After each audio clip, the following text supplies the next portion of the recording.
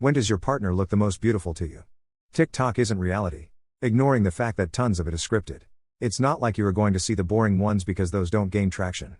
For every spontaneous TikTok challenge worth watching there is 10. Where the person is just like why are you filming me ? And quat. So your BF made a crude joke. Then didn't have an answer to a random question. Now you're digging online for points of comparison by asking thousands of strangers online to answer the same question. Which is just going to result in the same thing. You're just going to get answer that people feel are worth typing out. Just go talk to your BF. If you want to tell him that he should have an answer to that question, then ask that, but he nice about it. Something wrong with a guy enjoying seeing his woman choke on his big fat cock? I feel the most love for my girlfriend when I'm banging her from behind and I can see my 8 inches cock impale her pussy like Excalibur tore a hole into that holy stone it was inside of. Jesus Christ.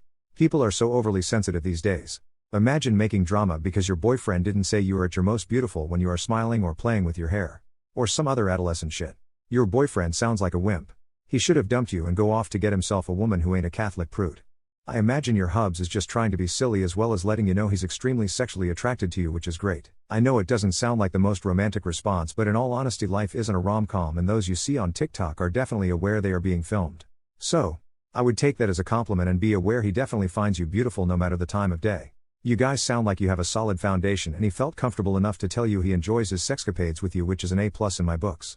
They find it super annoying when people call children crotch goblins / crotch fruits / sex fruits. It's just so disgusting and cringe and annoys me. It reminds me of the 2012 meme days.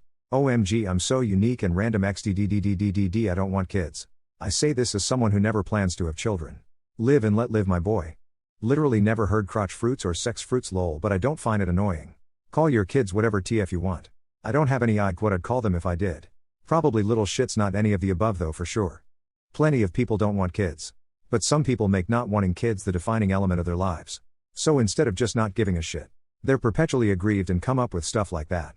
Just do what I do when annoyed by children, thank them for paying into Social Security in the future. What are some hobbies I can get into in my early 30s? Any sort of craft or skill related hobby that has a functional purpose. Leatherwork. Blacksmithing, if you have the space and funds. Fishing / hunting. Marksmanship / archery. Carpentry / woodworking. Collecting expensive. Unless you know your stuff.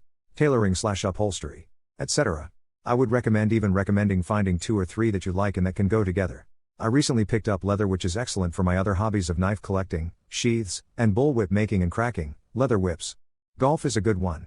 You will both love it and hate it and will constantly chase a better score.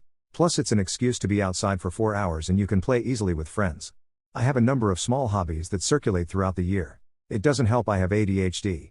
Hiking / backpacking, gaming, scale models, sewing. This stemmed from fixing my gear when I mountaineered more. Past hobbies, snowshoeing, mountaineering, scrambling. The past hobbies are simply on hold because of work. My previous positions allowed me to get out and about when there were breaks in the weather. Next year I hope to have better availability to jump back in. You could Google hobbies for men and get a better list. But if you're asking this question, it might mean you don't know yourself well enough to understand what you like and don't like. Ask yourself some basic questions. Do you want to make things or collect things? Would you rather work with your hands outdoors or inside? Knowing what you'd like and not like helps narrow down interests.